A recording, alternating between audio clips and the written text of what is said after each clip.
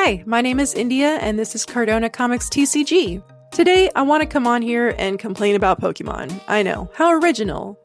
But I'm an old head. I used to go to Target and buy Pokemon cards with no problem. There was plenty of stock. There was nothing really involved with buying Pokemon cards. Everyone had it. Your Dollar General, your H-E-B, everybody. I remember the 10-year anniversary, the 15-year anniversary, the 20-year anniversary. I played the games as a kid, and I grew up and played them as I got older and older. I collected Pokemon cards as a kid. I never played the TCG, and it was a ton of fun.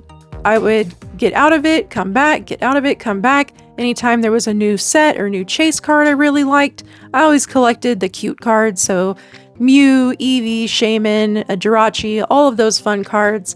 And it was a relaxing hobby. It was something that you could pick up and come back to, and it was always there for you. I've only recently got back into Pokemon collecting as of November of last year, and I have come back to a dumpster fire. I did not realize what had happened since I have been gone, but it is not good.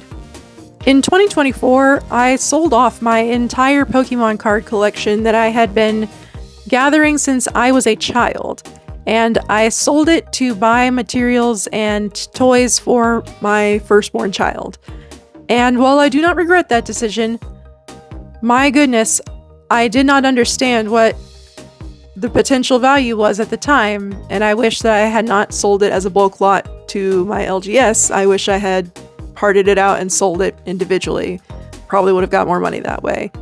But you can't live in the past, and like I said, I'm not upset about it. I just did not know what was going on.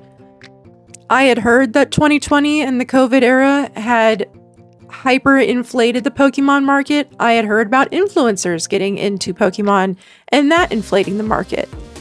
However, I did not understand just how inflated could get. I never thought I would live to see the day that a pack of Pokemon cards would cost $20 to $30 depending on the set. The cheapest cards you can buy are about $9 a pack, and that's few and far between. I know you can't live in the past, and I know things will never go back to the way they were, but I wish they'd change just a little. I think this current bull market that we're in is not sustainable. I think that every set coming out and booster boxes selling for $200 a box is not realistic. And I think that many people know that deep in their hearts, but are not willing to admit it. Ascended Heroes was a beautiful set. It had some fun chase cards. However, Perfect Order is looking kind of mid. Chaos Rising is also looking pretty mid from the few cards that we've seen officially and the leaks that we have online.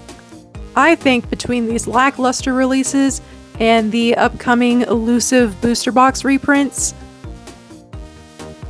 I think that it's coming to an end as far as this bull run, and I think we're going to come into this bear market, and I cannot wait. I'm not necessarily preying on the downfall of Pokemon because I know, one, it's not going to happen, and two, it's an IP that I love, so I don't want it to go anywhere. I just want it to be more accessible. I want it to be the hobby that I can jump back into and not have to fight with people online or grocery stores or wherever I'm going just to buy packs. You know, I follow a bunch of PokeTubers and they're divided. Is it going to crash? Is it going to continue? Is this bull market never going to end? And I'm sure that's what every market investor for any market has thought before. This will never end. It's not going anywhere. And for my fellow millennials, it's too big to fail. It's too big to fail. If there's anything I've learned, it's that nothing, and I mean nothing, is too big to fail. We've seen banks, we've seen industries. Nothing is safe. Pokemon is not safe. Now, granted, they have obviously been through many markets. They've been through huge boons and losses, but it is my opinion that these mid-sets, the insane price increases of just booster packs and products, not even singles, not to mention the violence that has been happening, I mean, Pokemon has to know that stores and people getting robbed for their product is not a good look. They say all press is good press. But I don't think that's true, especially when your market is children.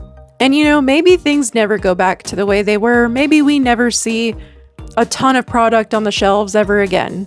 But it's not going to stay this hot forever. Nothing ever does. That's the beautiful part of life, is that everything changes all the time, whether you like it or not. Again, I'm just an old lady complaining about the good old days. What are you gonna do? I obviously don't have the market background. I haven't been in Pokemon investing for years or decades, but I've been a Pokemon fan practically since its inception. And I've seen the waves. I've seen how it comes and goes.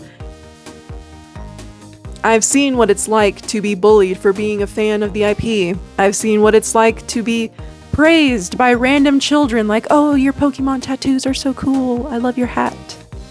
So for the life of me, I cannot see this continuing forever.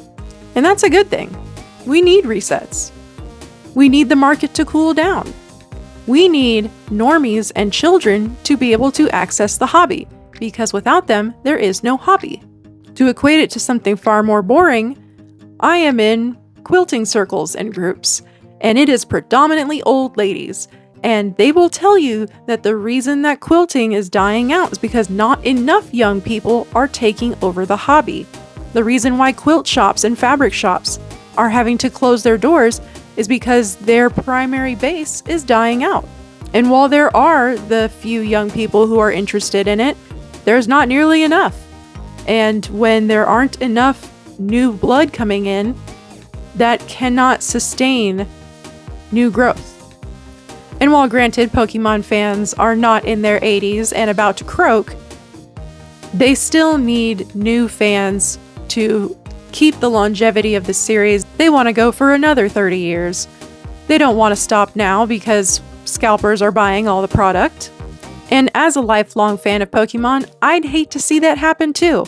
I want the Pokemon IP to continue indefinitely because I think it is a lovely world with tons of opportunity for everyone. Whether you are competitive, whether you just like the cute Pokemon, there's something for everybody. And I want that to continue. And granted, the TCG is only one arm of the Pokemon franchise, but it is an exciting one. I think people like collectibles, obviously, as the entire collectible market will tell you.